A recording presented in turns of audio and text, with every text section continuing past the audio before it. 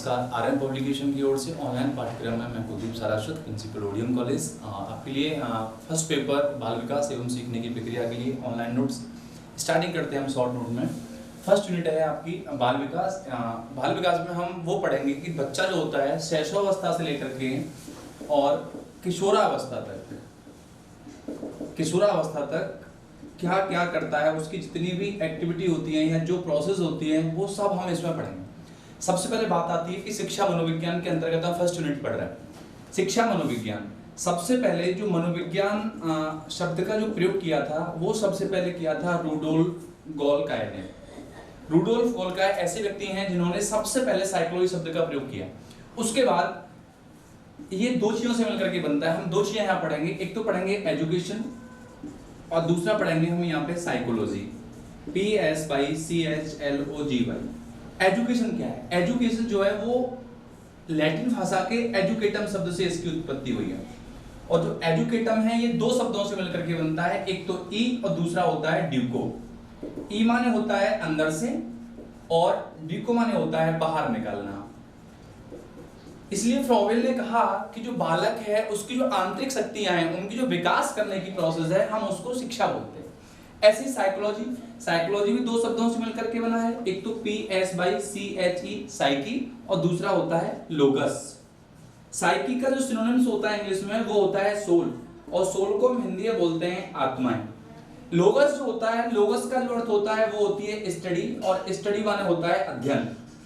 यानी कि जितने ही मनोवैज्ञानिक हुए उनका कहना था कि जो आत्मा का अध्ययन है वो साइकोलॉजी है, यानी study of the soul is called of the psychology.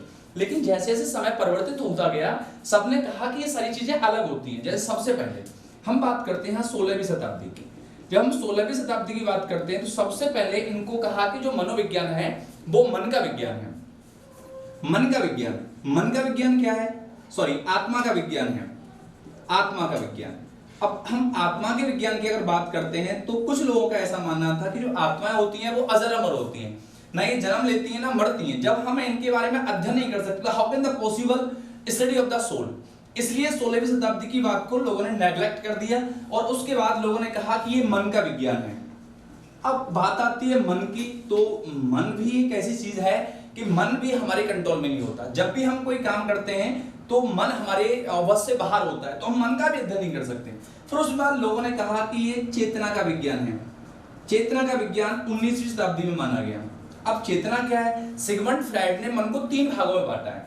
एक तो होता है चेतन, दूसरा होता है अचेतन और तीसरा होता है अर्धचेतन। देखिए, जब मन को उन्होंने 3 भागों में बांटा तो एक चेतन वह अवस्था है कि हम सोते हैं तो हम चेतन अवस्था में होते हैं, लेकिन सोने की कंडीशन में हमारे अंदर एक अचेतन मन होता है जो हमारे कंट्रोल में नहीं होता। इसको भी लोगों ने नेग्लेक्ट कर दिया और जो आज है, जो वर्तमान में इसको माना जाता है व्यवहार का विज्ञान। और व्यवहार का विज्ञान के जो प्रवर्तक हैं वो हैं आपके बार्सन, यानी कि बार्सन को व्यवहार विज्ञान का प्रवर्तक माना जाता है। अब हम बात करते हैं सबसे पहले कि बाल विकास और अवस्थाएं। हम बात करते हैं, दो चीजें हमें यहां पढ़ने को मिलेंगे, एक तो विकास और दूसरा होता है वृद्धि। विकास और वृद्धि में डिफरेंस क्या है? विकास और वृद्धि में ये डिफरेंस है कि विकास जो है वो कंटिन्यूअस प्रोसेस है, ये जन्म से लेकर के मृत्यु पर्यंत विकास चलता रहता है। लेकिन जो वृद्धि है, वृद्धि एक लिमिटेड टाइम पर जाकर के बंद हो जाती है। हम ऐसे भी कह सकते हैं कि जो वृद्धि है ये परिमाणात्मक होती है, क्वांटिटेटिव, और जबकि जो विकास है ये क्वालिटेटिव है, ये हमेशा क्वालिटी में दिखाता है आपको। इसका एक और मेन डिफरेंस हो सकता है कि जो वृद्धि है हम उसको क्वांटिटी में नाप सकते हैं, इसकी एक इकाई होगी, जैसे मीटर है, किलोमीटर है, किलोग्राम है, लीटर है। लेकिन जो विकास है ये डेवलपमेंट प्रोसेस है जो दिखाई नहीं देती और जन्म से लेकर के मृत्यु तक पर्यंत चलती रहती है, जबकि एक स्थिर टाइम पर जाकर के वृद्धि रुक जाती है और जहां से विकास आपका स्टार्ट हो जाता है। अब हम बात आते हैं कि विकास की अवस्थाएं क्या हैं। तो विकास की अवस्थाओं के लिए बहुत सारी भ्रांतियां रही हैं, जिसमें कि कुछ लोगों ने माना है कि शैशवावस्था 0 से 3 वर्ष तक होती है, कुछ का कहना है कि 0 से 6 वर्ष तक होती है, कुछ का कहना है कि 0 से 5 वर्ष तक होती है। सॉरी, हम यहाँ मैन अवस्थाएं पढ़ते हैं, शैशवावस्थाएं। जो शैशवावस्था है वो 0 से लेकर के 3 वर्ष तक मानी जाती है। उसके बाद आती है आपकी बाल्यावस्था और बाल्यावस्था भी यहाँ 3 से लेकर के 12 वर्ष तक मानी जाती है। अब हम इसको दो भागों में बांटते हैं, एक तो पूर्व बाल्यावस्था और दूसरी होती है उत्तर बाल्यावस्था। पूर्व बाल्यावस्था 3 से 6 वर्ष तक होती है और जो उत्तर बाल्यावस्था होती है वो आपकी 6 से लेकर के 12 वर्ष तक होती है। नेक्स्ट होती है आपकी किशोरावस्था, और किशोरावस्था को जो समय काल होता है वो होता है आपका 12 से लेकर के 18 वर्ष तक। बात आती है शैशवावस्था की। शैशवावस्था को बालक का निर्माण काल भी अवस्था भी बोलते हैं। मनोवैज्ञानिकों ने कहा है कि बच्चे का जितना विकास होना होता है उसका 1/3 डेवलपमेंट शैशवावस्था में हो जाता है। दूसरा बाल्यावस्था, बाल्यावस्था को हम टोली का समूह भी बोलते हैं, समूह। और दूसरा इसका एक और कोले ब्रूस ने इसका नाम दिया है कि ये जीवन का निर्माण काल की अवस्था भी इसको बोलते हैं। तीसरा है किशोरावस्था, सबसे जटिल काल होता है जीवन का किशोरावस्था। और एक मनोवैज्ञानिक हुए हैं स्टेनले हॉल। स्टेनले हॉल ने कहा कि एक आंधी तूफान की अवस्था है, जिस तरीके से आंधी आती है इस तरीके से किशोरावस्था का आगमन होता है, और जैसे तूफान उसमें भाग के सारी चीजें ले जाता है, वैसे ही किशोरावस्था होती है कि जितना भी जो होता है इसमें वो सब कुछ हमारा किशोरावस्था में चला जाता है। हम बोल सकते हैं कि मैच्योरेशन पीरियड होता है। इसमें बहुत सारे लोगों के सामने कुछ समस्याएं आती हैं, जैसे लीडरशिप की समस्या है, या हमारे वोकेशनल समस्या है, चिंतन करने की समस्या है, या हमारे अंदर सोचने की शक्ति है। जितनी भी शक्तियां होती हैं इन सब का विकास आपका किशोरावस्था के अंतर्गत होता है। अब हम बात करते हैं कि बुद्धि का डेवलपमेंट कैसे होता है, शैशवावस्था, बाल्यावस्था, फिर किशोरावस्था। अगर हम इनकी बुद्धि की बात करते हैं तो बुद्धि में सबसे पहले हम बात करते हैं बुद्धि की। बुद्धि क्या है, तो समस्या का समाधान करना ही बुद्धि है। यह हम बोल सकते हैं कि व्यक्ति को समायोजन करने की योग्यता बुद्धि है। सबसे पहले जो बुद्धि की एक जो प्रयोगशाला स्थापित की गई थी वो 1879 में जापान के लिपजिंग नामक शहर में स्थापित की थी। इसलिए बुद्धि का सबसे बड़ा प्रवर्तक माना जाता है वो बिने को माना जाता है। एक मनोवैज्ञानिक हुए हैं गैरेट एवं थॉर्नडाइक। इन्होंने बुद्धि को 3 भागों में विभाजित किया है। अगर हम बुद्धि के प्रकार पढ़ते हैं यहाँ पे, तो बुद्धि को हमने 3 भागों में डिवाइड किया है। एक तो मूर्त बुद्धि, और दूसरा है अमूर्त बुद्धि, और तीसरा है आपका सामाजिक बुद्धि। हम बोल सकते हैं ये गैरेट के अनुसार या फिर थॉर्नडाइक के अनुसार जो मूर्त बुद्धि है इसको हम, इसका एक दूसरा नाम है गामक बुद्धि बोल सकते हैं, गामक या फिर यांत्रिक। अमूर्त बुद्धि है, अमान्य होता है, नहीं मूर्त माने होती है इमेज, यानी कि जिसकी इमेज हमारे सामने ना हो उसको हम अमूर्त बुद्धि बोलते हैं। और अमूर्त बुद्धि का संबंध होता है वो ऐसे लोगों से होता है जैसे लेखक हुए या वकील हुए या फिर वो जिसमें वो किताबों में रुचि रखते हैं अपनी। तीसरा है सामाजिक प्रवृत्तियां, वो लोग आते हैं जैसे लॉयर हैं या फिर पॉलिटिशियन हैं, वो इसमें आते हैं सामाजिक बुद्धि में। ऐसे बच्चे जिनके अंदर मूर्त बुद्धि होती है, ऐसे बच्चे हमेशा या तो वो इंजीनियर बनते हैं या फिर मैकेनिकल बनते हैं। अमूर्त बुद्धि वाले जो बच्चे होते हैं वो हमेशा एक अच्छे लेखक हो सकते हैं, एक अच्छे कवि हो सकते हैं, एक अच्छे साहित्यकार हो सकते हैं। और ऐसे बच्चे जिनके अंदर सामाजिक बुद्धि का ज्यादा प्रवृत्ति पाई जाती है वो लीडरशिप उनकी बहुत ज्यादा अच्छी होती है। कुछ लोगों ने जो मनोवैज्ञानिक हुए हैं उन्होंने इसका सिद्धांत बताया है। अगर हम सिद्धांतों की यहाँ बात करते हैं तो सबसे पहले एक सिद्धांत था बुद्धि का एक कारक सिद्धांत। ये दिया था आपका बिने ने कहा कि जितने भी लोग होते हैं सब में बुद्धि एक फैक्टर होता है, लेकिन क्या ये पॉसिबल है? पॉसिबल नहीं है। अगर सारे लोगों में बुद्धि का एलिमेंट एक ही होता तो इस दुनिया का सारा व्यक्ति आईएएस होता। दूसरे साइकोलॉजिस्ट हुए, इनका नाम था स्पीयरमैन, और स्पीयर ने कहा कि बुद्धि जो है वो 2 कारक सिद्धांत है, यानी कि बुद्धि 2 फैक्टरों से मिलकर के बनती है। एक तो जी फैक्टर और दूसरा होता है एस फैक्टर।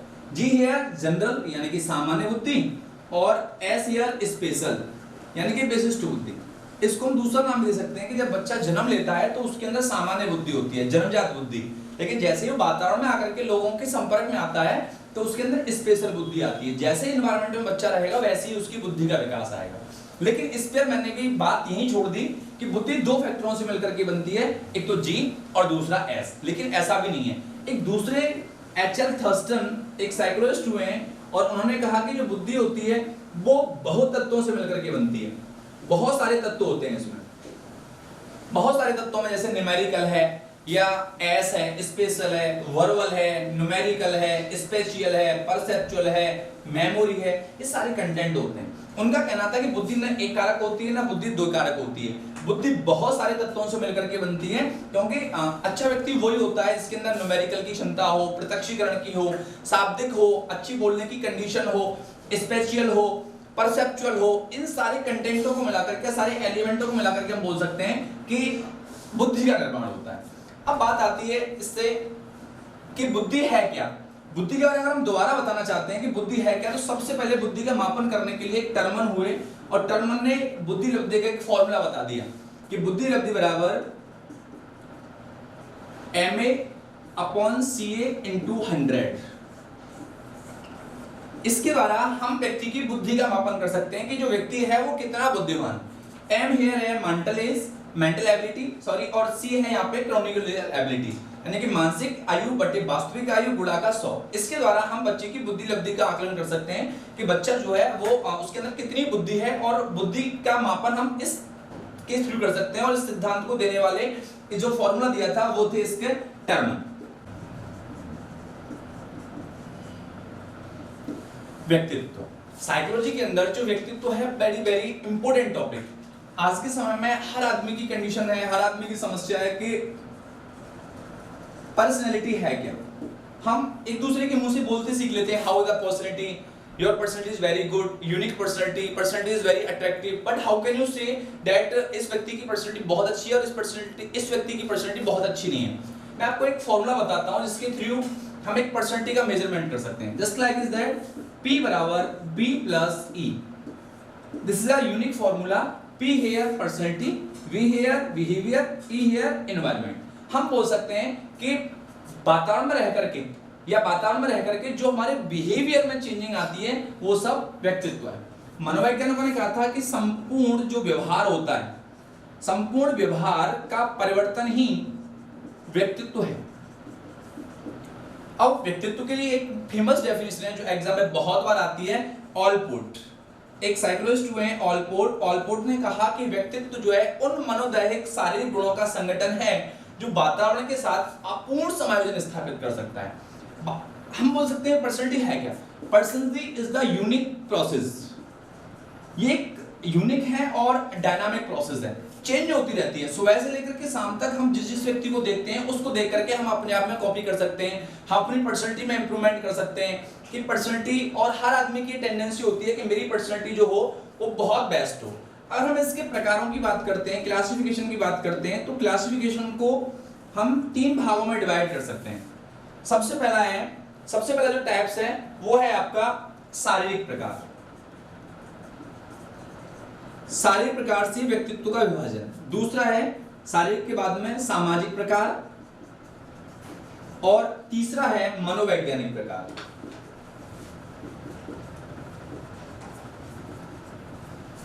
देखिए बात आती है शारीरिक प्रकार। इसको जो देने वाले थे वो तो क्रैशमर, ये क्रैशमर ने दिया था।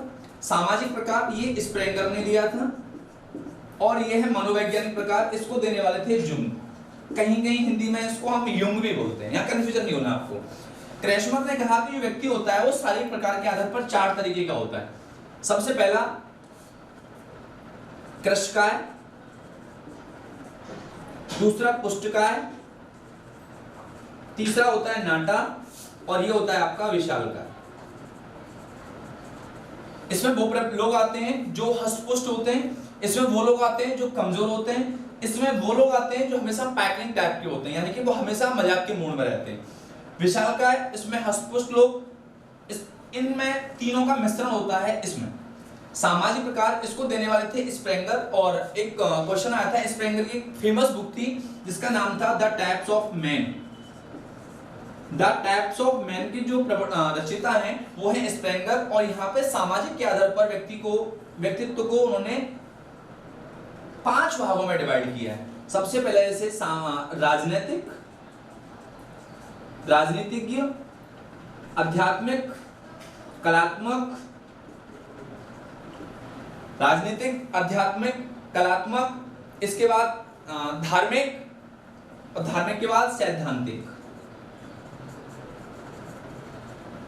तीसरा है जुंग ने भी मनोवैज्ञानिक के आधार पर व्यक्ति को 2 भागों में डिवाइड किया है, एक तो अंतर्मुखी और दूसरा है उनका बाह्यमुखी। यानी कि ऐसे लोग जो हर बात को इंटरनली रखते हैं, किसी लोगों से शेयर नहीं कर सकते, वो इंट्रोवर्ट टाइप के लोग होते हैं। तो ऐसे लोग जो अपनी बातों को दूसरे लोगों से शेयर कर देते हैं, वो लोग होते हैं बाह्यमुखी। इनको बोलते हैं हम इंट्रोवर्ट और इनको बोलते हैं हम एक्सट्रोवर्ट। मेरा आज का टॉपिक यहीं फिनिश होता है। नमस्कार।